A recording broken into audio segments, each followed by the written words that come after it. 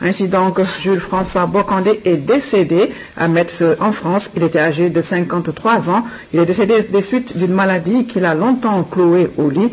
Jules-François Bocandé, un homme qui a marqué le football en particulier et le sport en général. Tout de suite, notre reporter Ibrahim Mouboub revient sur sa carrière. Jules-François Bocandé, un véritable patriote, un footballeur talentueux, une légende, une carrière sportive bien remplie. À la fin des années 70, il remporte le concours du meilleur jeune footballeur et tape dans l'œil des dirigeants du Casa Sport. L'homme s'engage avec le club de Ziguinchor et gagne le trophée de la Coupe du Sénégal en 1979 face au Diaraf. En 1980, Bocandé joue à nouveau la finale de la Coupe du Sénégal, mais cette fois-ci contre la Jeanne d'Arc. Une finale perdue, une fête gâchée par de vives altercations. Bocandé s'en prend à l'arbitre Bakary Sarr et est suspendu par la suite à vie. Sa carrière prend une nouvelle tournure. Il part en Belgique avant d'aller en France. Explosif et étincelant, Bocandé joue au PSG, à Nice et au FC Metz. Sous les couleurs du FC Metz, il devient meilleur buteur du championnat de France avec 23 buts lors de la saison 86-87. C'est le premier Sénégalais à faire cet exploit dans l'Hexagone. À l'époque, il faisait aussi partie des footballeurs les mieux payés en France avec un salaire qui avoisinait les 35 millions de francs CFA. Gracié, Jules-François Bocandé revient en équipe nationale et qualifie les Lions à la CAN 86 après son triplé historique face au Zimbabwe. Le Sénégal retrouve la Coupe d'Afrique après 18 ans d'absence. L'homme a également joué une demi-finale de Coupe d'Afrique et un quart de finale en 92 à Dakar. Fini sa carrière de joueur, Bocandé devient entraîneur des Lions entre 1994 et 1995 et membre du staff technique en 2002. Il y a quelques années, la Confédération africaine de football l'a honoré pour service rendu au sport roi sur le continent. Jules-François Bocandé était un véritable passionné, un gagneur, un vrai lion. Jules, repose en paix, le Sénégal te sera reconnaissant à tout jamais. Avec moi sur ce plateau, Abdoulaye Dabo, c'est le rédacteur en chef sport du journal, de la rédaction du journal télévisé. Bonsoir Abdoulaye. Bonsoir Sénabou. Alors, qu'est-ce que tu peux nous dire ce soir sur Jules-François Bocandé en tant que reporter qu'il a beaucoup côtoyé, et il me semble que aussi vous étiez plus ou moins liés. Oui, très, très liés. En tout cas, laissez-moi dire d'abord que c'est une triste nouvelle qui a ému l'ensemble du monde sportif, à commencer par le monde du football, parce que Jules était un talent, Jules était un personnage charismatique, c'était un patriote avec tout ce qu'il a fait pour le Sénégal et pour le football sénégalais. Jules a fait un parcours exemplaire, Ibrahim le disait tout à l'heure, il est parti de pestiféré à icône nationale. Jules, c'était un homme du football, tout simplement. Des hauts faits sportifs, il en a connu. Il y a beaucoup de choses qu'il faut mettre à son talent. Il y a également ce défaut qu'il avait, que tous les gagnants ont, celui de ne jamais vouloir perdre. Alors donc, Jules, j'ai eu à le côtoyer pendant des décennies, disons, tous les journalistes de ma génération l'ont quand même connu. Jules était aussi une bête médiatique, disons, parce que c'était d'abord un style des dreadlocks qui pendaient sur les têtes dans les années 84-85, ça courait pas tellement les rues. Lui, il avait ce style-là. Alors, dans le langage, c'était également un guerrier, il ne mâchait pas ses mots, il ne faisait pas dans la langue de bois, tout ce qui lui venait dans la tête, qu'il le sortait. Des propos comme ça, chaque journaliste en avait besoin. Ce qui lui créait parfois des ennemis, des devoirs, voilà. Ce qui faisait de lui pratiquement un personnage controversé, parce que le footballeur est talentueux, l'homme crache du feu, ça dérange parfois et on en faisait un personnage controversé. Mais tout ça, ça se résume pour son désir de bien faire, pour son désir de ne jamais perdre, d'être toujours à la tête des choses et de remporter des victoires. Je crois que donc chaque journaliste aimait l'avoir avec soi et on garde de lui pas mal de souvenirs, des bons, des mauvais, mais on garde de lui surtout ce battant, ce guerrier qui a toujours servi le football sénégalais et l'a toujours bien servi. Voilà, je pense que nous reviendrons sur tout ceci, mais à présent, nous allons nous rendre à Ziguinchor pour parler avec Khady Diédhiou, de la RTS Ziguinchor, qui se trouve présentement à la maison mortuaire. Bonsoir Khady. Bonsoir Sénabou Diop. Alors, vous entendez? Oui, je vous entends bien. Nous sommes présentement, comme vous venez de le dire, à la maison mortière de Boudodi, pris d'assaut par les amis, les parents, les sympathisants, bref, tout le monde sportif de l'annonce du décès de Jules François Bertrand Bocandé, que tout le monde appelait affectueusement Jules. Et le nouvelle qui a été accueillie avec beaucoup de joie, de tristesse et de consternation par l'ensemble des Ziguinchorois qui ne s'attendaient pas à ce décès. On le savait malade depuis déjà quelques mois, mais de là à penser à sa mort, même si une rumeur avait circulé faisant état de son décès, il y a de cela un peu plus de mois. Les témoignages sur l'homme concorde Jules François Bocandé reste incontestablement l'un des joueurs qui auront marqué l'histoire du football au Sénégal. Il fut donc demeurera un exemple pour le football du pays. Et ses anciens compagnons, les dirigeants du football avec qui il a tout partagé, retiennent de Jules sa rigueur dans le travail, son amour pour la perfection, son attachement à sa terre natale qu'il a vu grandir et pratiquer cette discipline qu'il a propulsée jusqu'au-delà du continent. La date et l'heure de l'enterrement ne sont pas encore déterminées. Sa belle-mère qui est ici dans la maison mortière est sous le choc et ne peut s'adresser à personne. Les gens continuent à venir. On nous annonce que le rapatriement de son corps sera entièrement pris en charge par l'État. Mais nous avons à côté de nous le président du Kazakhstan, Cissé. Bonsoir. Voilà, qu'est-ce qu'on peut retenir de Jules François Bocandé et de sa disparition? Écoutez, nous avons reçu la nouvelle avec beaucoup de consternation, beaucoup de tristesse. Mais nous remettons à Dieu. Nous retenons de Jules François Bocandé, un grand patriote. Nous retenons de Jules François Bocandé, quelqu'un qui aime particulièrement sa région. Patriote, il a été au service de l'équipe nationale, tant en tant que pratiquant qu'en tant que technicien. Il a un amour profond pour sa région. Il est venu aux côtés du Casasport. Après avoir servi ce Casasport comme footballeur et avoir remporté la Coupe du Sénégal en 1979, il est revenu comme président de section.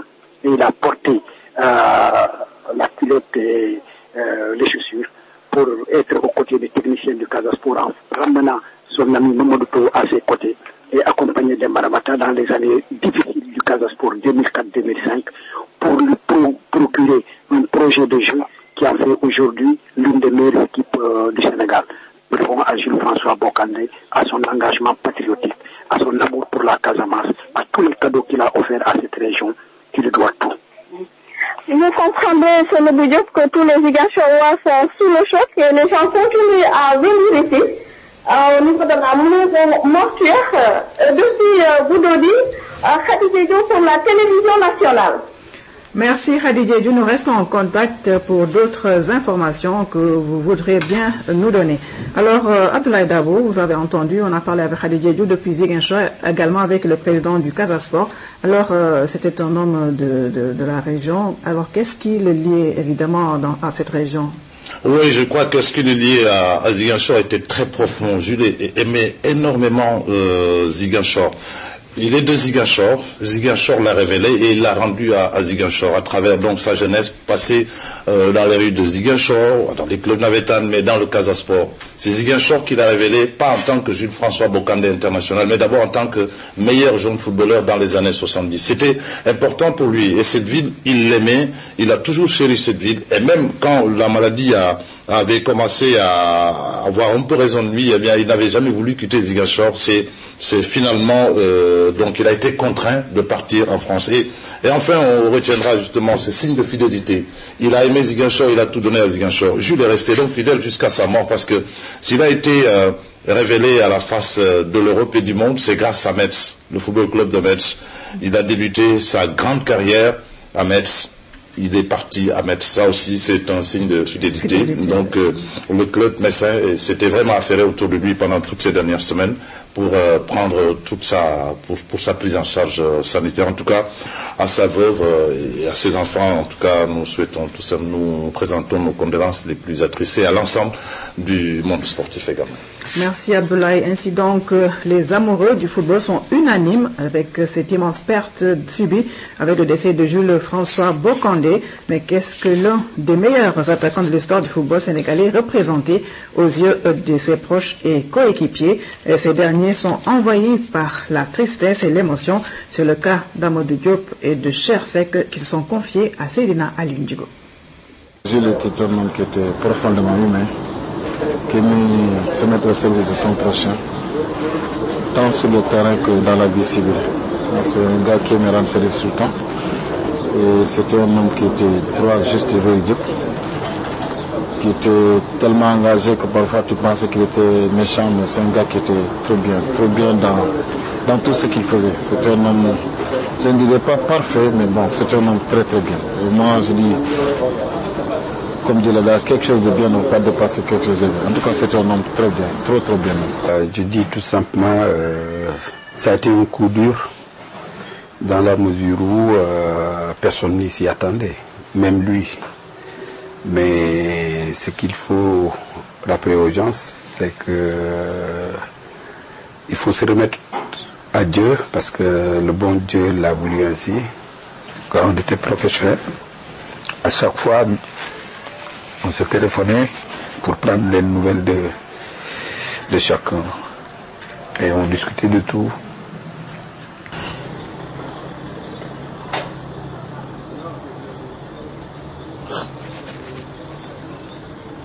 Je sais pas. En tout cas, je sais pas. En tout cas, c'est quelqu'un qui restera jamais gravé dans nos cœurs. Et j'espère que les jeunes générations, il va servir de modèle aux jeunes générations. Roger Mendy et Jules François Bokandé ont joué ensemble pendant plusieurs années au sein de l'équipe nationale. L'ancien défenseur de la Jeanne d'Arc était avec lui dans l'équipe nationale qui a qualifié le Sénégal en 86 au Caire après 18 ans d'absence. Il se souvient de son ami et coéquipier. Il est ici joint par Aïssatou François Sek. Jules, moi je dirais même pas un coéquipier, je dirais un frère qui était tellement sociable et disponible envers tout le monde et prêt à régler n'importe quel problème. Ben voilà, c'était un mec extraordinaire, magnifique. Et ça, c'est l'homme. Le joueur, c'est une autre histoire. Un mec, un joueur qui adorait son pays, qui adorait mouiller son maillot, qui voulait même pas, qui sait même pas ce que ça veut dire perdre un match. Jules, il était au fou et au moulin, un leader de toute une génération, un leader d'une attaque sénégalaise à l'époque, un meneur d'homme, un mec quand il prend quelque chose, il ne lâche jamais jusqu'à la fin. Donc c'était un mec extraordinaire, parce que qui connaît Jules, c'est de quoi je suis en train de parler.